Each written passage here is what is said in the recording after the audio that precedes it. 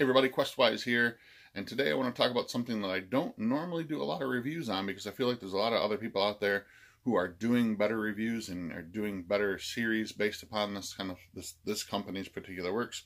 But today I want to make an exception because the book that just came out and this setting for a game I think is superb, and it's finally making me feel like the people, the creators, are sort of going back maybe to earlier editions of how things were done, and that is Eberron, Rising from the Last War. This is a setting guide, a setting campaign book for D&D 5th edition from Wizards of the Coast. Finally. Now, I love 5th edition. I play 5th edition. I own a lot of the books. But in the past, every time they would come out with a new campaign book, they were mostly like a series of adventures that would take you characters from like first level to like 15th or maybe even 20th level. And so it was a series of adventures that sort of linked together. And in that, you got some details about the world at large, mostly Forgotten Realms. Things like Waterdeep Dragon Heist and, games like, some of the books like that. This is not like that. This is a campaign setting in the style of like 3rd edition or maybe even 2nd edition box sets and stuff. This is fully just world lore and new character options and all sorts of great stuff. There is a adventure in the back to give you a sort of feel of the world, but the rest is up to the game master and the players to sort of create. This is all things about Eberron, which is, if you don't know, was a setting that came out in 3rd edition that was part of a contest that Wizards of the Coast had put together.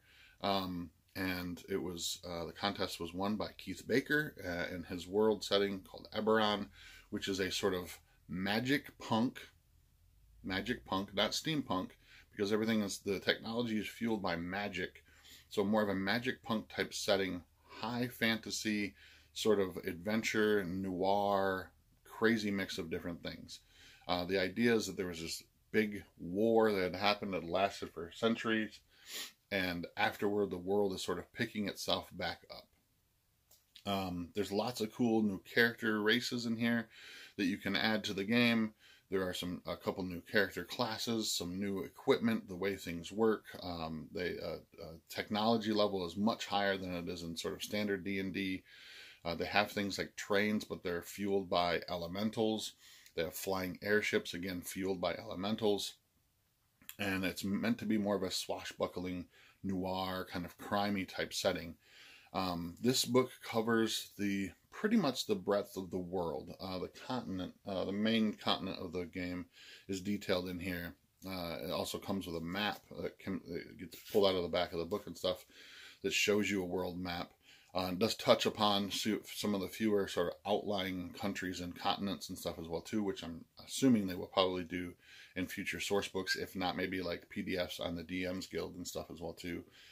But like I said, I don't normally review a lot of D&D 5th edition stuff because there are a lot of other great channels out there who are doing some great stuff with it. And I tend to avoid those kind of things and let them do what they do best. But I really wanted to talk about this and how awesome I think it is, and how I feel like this is the kind of campaign setting we've been waiting for. It's not an adventure book. It is a campaign setting. Some of the new races that you can expect to see are like the Shifter, which are characters which are slightly imbued with lycanthropy. They can take on bestial aspects and stuff, but not fully transform into different creatures. There are changelings, which are changelings. They can change their appearance. They can see a person and become that person for the most part, change their voice, their appearance and stuff. You'll see typical things like dwarves and stuff, and elves. Elves have a bit of a tweak to them here. They're a little darker, a little more feral in their approach. There are gnomes, which tend to be tinkerers and such. In this game, you can also play goblinoids. So not just half-orcs, but you can play orcs and goblins and hobgoblins and stuff as well too. There are rules for that. There are rules for half-elves and halflings. Humans, of course. Kalashtar. I'm pretty sure I'm butchering that word. But these are characters who are have sort of ancestral spirits bound to them, and can use that for knowledge and for interacting with the world and such. Feel like I'm probably missing a couple here. Tiefling, all the standard ones are available. Tiefling, Dragonborn, all that kind of stuff.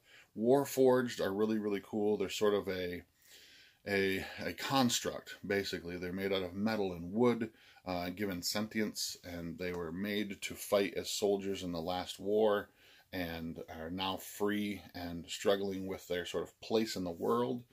So very cool characters to play there as well too. Then there are dragon marks, and which makes this game very unique, or the setting very unique in itself. The dragon marks are these magical sort of tattoos that appear on only certain people from certain households, and you can choose, with your game master's permission, or the group permission, you can play a character with a dragon mark, and the dragon mark sometimes replaces your sub race. Might replace a few other things as well too, but they give you certain special abilities, and it sounds like it might break the game, but it's done very, very well. So basically an elf with a dragon mark will lose sort of most of its elvish abilities to take on the abilities of the dragon mark, which keeps the game fairly, stable, if you will. Although some of the dragon marks are a little bit more powerful than others. The full world setting is set into this book as well too, as well as some of the the deities, the gods, the religions, all that kind of stuff are in here as well too. I like that the game has a sort of, like I said, kind of noir, kind of pulpy feel as well too. So you get these cool little like newspaper articles throughout the book. They give you adventure ideas and such as well too. It goes through each of the different kingdoms and houses in the continent of Corvair, as well as Sharn, City of Towers, which is one of the biggest cities in the region as well too. You can set a whole campaign. Sharn is huge.